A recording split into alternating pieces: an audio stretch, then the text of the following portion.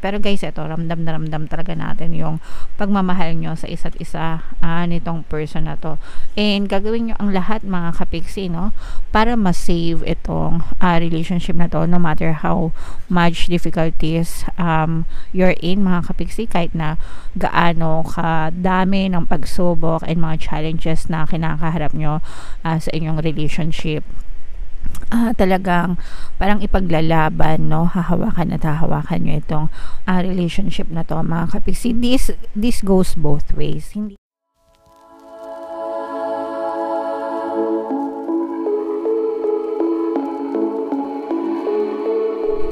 Hello guys, hello mga kapiksi. Welcome back to Pinoy Pixie Tarot. Ang pamagat ng episode natin for tonight is silip sa Feb Ibig Kapalaran. Ito yung ating love scope para ngayong February para sa Cancer, Sun, Moon, Rising Sign, and Venus. Happy Valentine's Day sa inyong lahat mga kapiksi. General reading lang guys, pwede mag-resonate, pwedeng hindi, combination ng positive and negative energy. Pwedeng ma-pick up yung energy nyo guys, pwedeng ma-pick up yung energy ng person nyo. Roles can be reversed. If in case na hindi kayo naka-resonate dito mga kapiksi, pwede nyo panoorin yung video dun sa zodiac sign ng person nyo, baka nandun yung energy nyo mga kapiksi. So shuffle ko yung cards guys, hanapin ko yung energy ng hindi pala sa kabila pala yun. Dito sa deck na to guys, titingnan natin yung mga influences sa love life nyo. Okay, so meron tayong fun times. So mukhang mahilig kayo mag party mga kapiksi. Baka dun din kayo nagkakilala ng iyong partner or specific person. We have true love. Meron tayong money. Meron tayong long distance. And meron din tayong dark male. So, pwedeng he-she yung relationship nyo. Pwedeng he-he, mga kapiksi. Dark male si Papa P ito.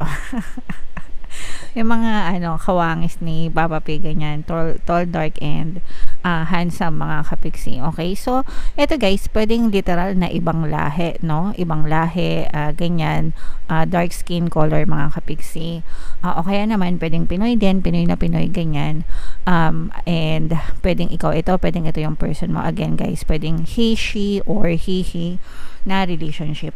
And for some of you guys, maaring long distance yung relationship nyo dahil sa trabaho guys. Probably itong person na to, or kailangan yung maghiwalay or nagkahiwalay kayo because of trabaho. And ang main reason nun mga kapiksi is probably para kumita ng mas malaking pera guys. Okay, pasensya na kayo guys sa boses natin kung medyo sumasabi. Pero, yan, isa sa mga pwedeng mga OFWs, ganyan. Yan. Kaya, long distance. Pero, regardless guys, kahit na LDR kayo, you're still having fun together, mga kapiksi. Parang no distance can separate you. Ibig sabihin, hindi kayo mapaghihiwalay ng distance, no? Kahit na magkalayo kayo, kahit na long distance kayo, nandun talaga yung connection nyo because you really love each other. Mga kapiksi, and you're having fun with each other. Ibig sabihin masaya kayo together, ganyan. Yung iba naman sa inyo guys, kung hindi kayo long distance nitong person na to, kasi hindi naman lahat LDR, maaaring you're enjoying each other's company, mahilig kayong gumimik. Pwede yung for some of you, parang pares kayong extrovert din itong person na to, kaya naman parang mahilig kayong gumimik, or mahilig kayong maghanap ng mga sideline together. Sometimes ganun guys, may mga partners na pareha sila ng mga financial goals sa buhay. Tapos, yun, nag-enjoy sila together doing what they love to do. Okay? So, take it how it resonates guys. Iba-iba kayo ng sitwasyon kung ano yung naka-resonate sa inyo. Take what resonates. Okay? So, shuffle natin to mga kapiksi. Hanapin natin yung energy ng love at saka yung energy ng Cancer. Habang sinashuffle ko to guys, panoorin nyo muna tong video natin regarding sa ating paano mag-manifest ng abundance video course. Kapiksi, sawa ka na ba sa mga struggles at hirap sa buhay mo? Masipag ka ba at masikap sa buhay ngunit hindi ka pa rin umaasenso? Ilang beses ka na bang nag-attempt magnegosyo at mag-invest pero palagi ka pa rin nalulugi? Sa pagkakataon na ito ay maaaring may subconscious beliefs ka na nagiging balakid sa iyong pag-unlad at pagyaman. Introducing, paano mag-manifest ng abundance video course. Dito ay matututunan mong ma-overcome ang mga balakid mo para tuluyan ka ng umunlad, umasenso, sumagana, maging matagumpay, successful at maswerte sa iyong kabuhayan, pera, trabaho, negosyo, salapi at kaperahan ng bonggang-bongga. Dali, mag-send na ng email sa pinoypixie@gmail.com at simulan na ang iyong pagyaman ngayon. Alright, so sabay-sabay tayo sa pagyaman mga kapiksi. Mag-avail na kayo ng course guys kasi sobrang ganda talaga niyan. And good news mga kapiksi, dahil ngayong January hanggang bukas guys, January 31, magbibigay ako ng 1 free pampaswerte subliminal sa lahat na mag-avail ng course, kaya mag-avail na kayo mga kapiksi.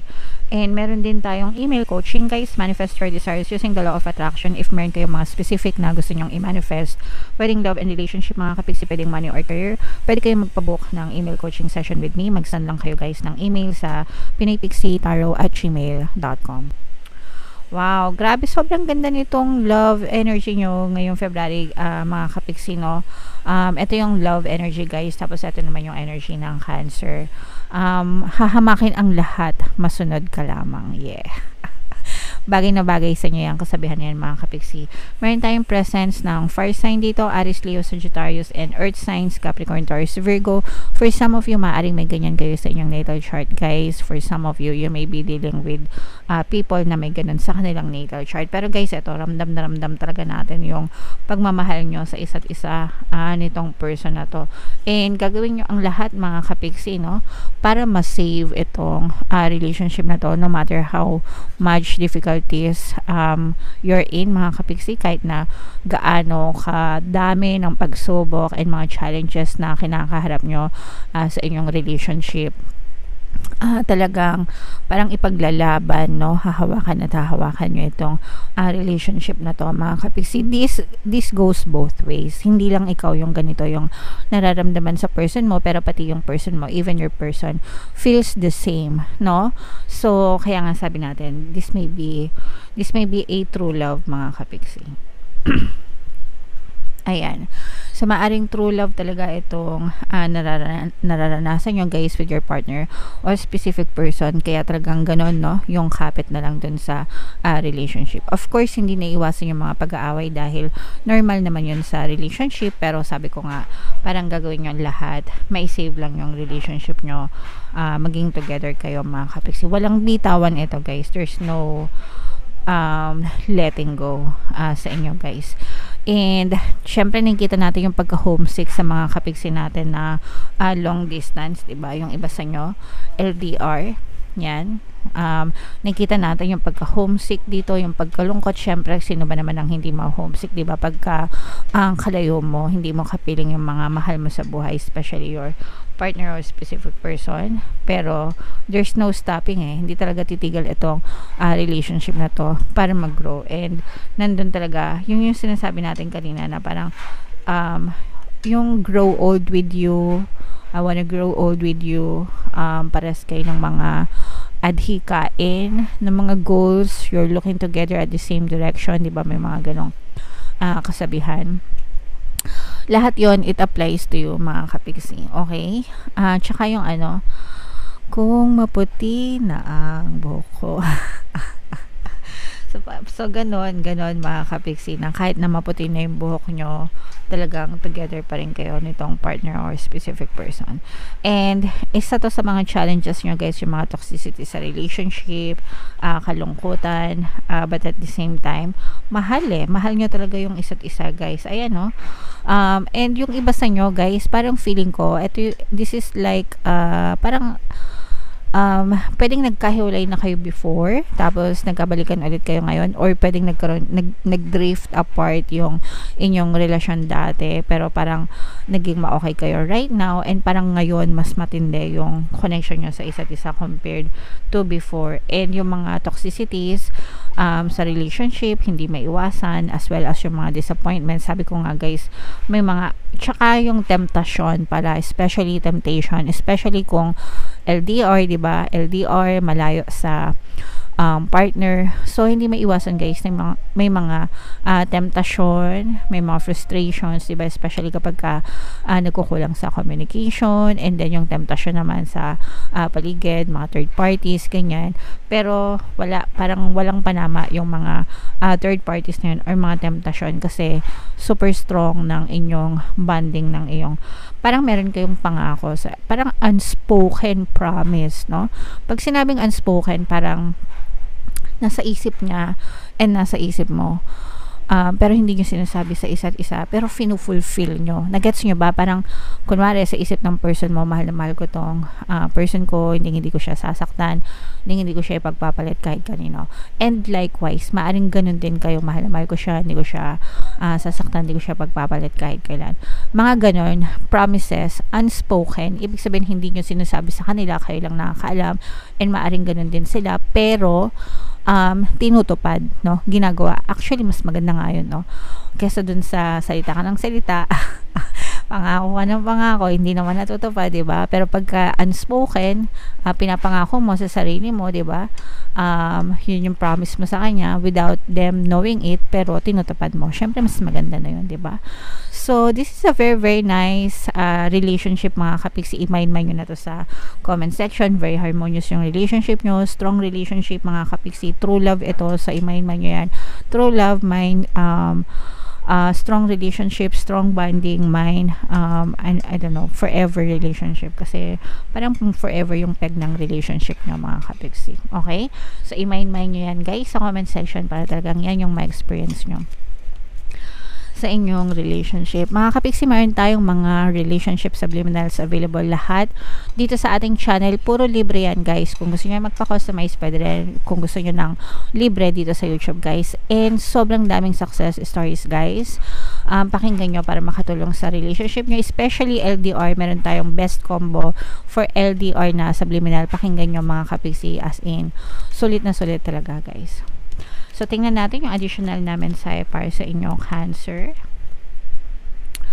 Let your friends help you if ever man na nagkakaroon kayo ng mga problema, kasi diba sabi ko nga, normal naman yung mga problema, mga kapiksi, no? And kung mabigat yung problema na pinagdadaanan nyo, let your friends help you, diba? Kumbaga, ilabas mo yung mga sama ng loob mo para hindi ka masyadong ma-depress, ask support from others, baka makatulong sa inyo. Pero guys, pagdating sa relationship, no, kahit anong sabihin ng mga kamag-anak mo, mga magulang mo, ng mga kapatid mo, ng mga kaibigan nyo, at the end of the day, it all boils down to just the two of you. Kayong dalawa lang yan. Okay? Kayong dalawa lang yung magkakaintindihan. Kayong dalawa lang din yung makaka-resolve ng problema nyo, mga kapiksi. Okay? Pero, syempre, guys, problema, normal yan. Malalampasan nyo din yan. Mga kapiksi, pagdasal nyo, no? And, mahali kayo ng subliminals. Alright? So, comment down below, Cancer, if naka-resonate kayo, if love story nyo ba to. Ito yung ating mga relationship subliminal na playlist, guys. Pakinggan nyo para maging ma-okay talaga kayo. And ito naman yung ating success stories ng paano mag-manifest ng abundance video course. Click here to subscribe, guys, and click here to join our membership program. Thank you for liking, sharing, and subscribing. See you again next time. I love you all, guys. Have a nice day. Bye-bye.